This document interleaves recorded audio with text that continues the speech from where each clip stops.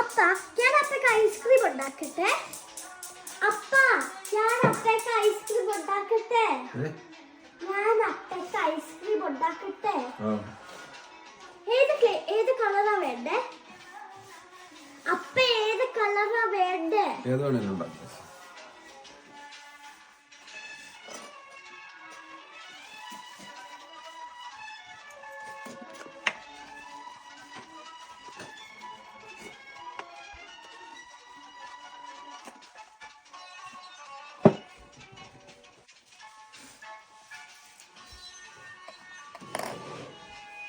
അപ്പയുടെ ice cream ready.